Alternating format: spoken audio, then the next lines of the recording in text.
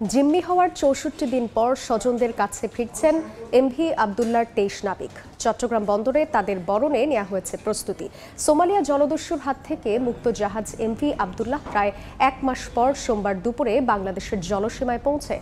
এরপর সন্ধ্যায় নোঙর করে বঙ্গোপসাগরের কুতুবদিয়ায়। সব প্রক্রিয়া শেষ করে ২৩ নাবিক এমভি আবদুল্লাহ থেকে নেমে লাইটারেজ জাহাজে করে চট্টগ্রাম বন্দরের উদ্দেশ্যে রওনা হয়। গত ১২ মার্চ ভারত মহাসাগর থেকে ছিনতাই হয় জাহাজটি। দীর্ঘ ১ মাস পর ১৩ এপ্রিল মুক্তিপণ দিয়ে সোমালিয়া দস্যুদের হাত থেকে মুক্ত হয় জাহাজটি। ২৩ নাবিককে বরণে প্রস্তুত চট্টগ্রাম বন্দর কর্তৃপক্ষ। এই মুহূর্তে সেখানে আছেন রিপোর্টার কমল দে, সরাসরি যাচ্ছি তার কাছে। সোমালিয়ান জলদস্যুদের কবল থেকে মুক্ত হওয়া ২৩ নাবিককে নায়কোচিত সংবর্ধনা দিতে যাচ্ছে চট্টগ্রাম বন্দর কর্তৃপক্ষ।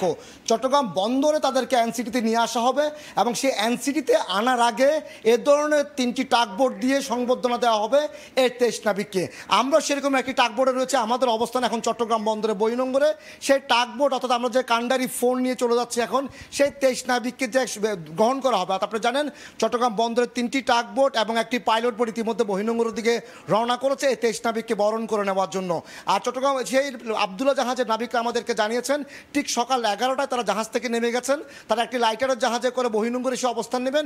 এরপর চট্টগ্রাম বন্দরের পাইলট কামরুল আলম গিয়ে সেই জাহাজের দায়িত্ব নেবেন এবং একই সাথে কান্ডারি ৪, কান্ডারি ৩০০ আরও যে কান্ডারিগুলি রয়েছে তারা মূলত এই ২৩ নাবিককে বরণ করে নিয়ে আসবেন এবং বরণ করে আনার পর চট্টগ্রাম বন্দরের এনসিটি আমরা ঠিক রয়েছে এখন এনসিটির পাশে যে এনসিটিটি খালি রাখা হয়েছে এই ২৩ নাবিককে বরণ করে নেওয়ার জন্য। অর্থাৎ চট্টগ্রাম বন্দরের chairman rear admiral M Sohail আমাদেরকে জানিয়েছেন ২৩ নাবিক অনেকটা ১টি মাস মৃত্যুর মুখে ছিল, সম্মুখীন ছিল, অস্ত্রের মুখে ছিল। তারপরও তারা যে মনোবল চাঙ্গা রাখতে পেরেছে এবং মনোবল চাঙ্গা রেখে তারা তাদের দায়িত্ব সম্পন্ন করতে পেরেছে এবং তারা ফিরে আসছে, সেটি একটি নায়কোচিত। অর্থাৎ যে নাবিকরা যে ২৩টা দিন এক মাস যে সোমালিয়ান জলদস্যুদের যে ভারী অস্ত্রের মুখে ছিল সে অস্ত্রগুলো তাদেরকে তাক করে রাখা হতো সর্বক্ষণ। সেই সময় তারা প্রাণ বাঁচিয়েছে, তারা জাহাজ সচল রেখেছে, সমস্ত সম্পন্ন রেখেছে, তাই তাদেরকে বিরোচিত সম্বর্ধনা দেওয়ার জন্য প্রস্তুতি নিয়েছে বন্দর কর্তৃপক্ষ।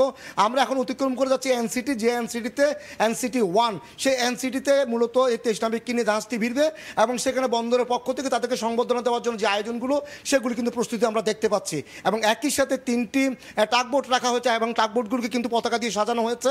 অর্থাৎ ২৩ নাবিক যে ফিরে আসবেন, তারা জীবন ফিরে পেয়েছেন, তাদের স্বজনদের কাছে আজকে ফিরে যাবেন, সেটি সম্পন্ন করার জন্য বন্দর কিন্তু এই সংবর্ধনাটি আয়োজন করেছে। এবং চট্টগ্রাম বন্দর কর্তৃপক্ষ chairman rear admiral M Sohail নিজে তিনি এসে এইখানে তাদেরকে বরণ করে নেবেন এমনটি আপনারা জানতে পেরেছি। আপনি দেখতে পাচ্ছেন চট্টগ্রাম বন্দরের যে ট্রাক বোটগুলি ইতিমধ্যে বহিনঙ্গর দিকে রওনা দিয়েছে এবং পাইলট বোটও কিন্তু বহিনঙ্গর দিকে চলে গেছে এবং সে পাইলট বোট এবং যে বন্দর যে ট্রাক বোট সে তাদেরকে বরণ করে নেবে। তাহলে বলা চলে যে দীর্ঘ প্রায় ২ মাসেরও বেশি সময় পর ১ মাস সোমালিয়ান জলদস্যু কবলে থাকা, এরপর পণ্য খালা শেষে বাংলাদেশে ফিরে এসেছে গতকালকেই এই জাহাজটি এম আবদুল্লাহ এবং তারা আজকে সকাল ১১টায় তার ২৩ নাবিক নেমে গেছে। তারা লাইটার জাহাজে করে বন্দরের দিকে আসছে এবং বন্দর কর্তৃপক্ষ তাদেরকে একটি নায়কোচিত সংবর্ধনা দেওয়ার জন্য প্রস্তুতি নিয়েছে। তার সর্বশেষ সরাসরি ছিলাম চট্টগ্রামে।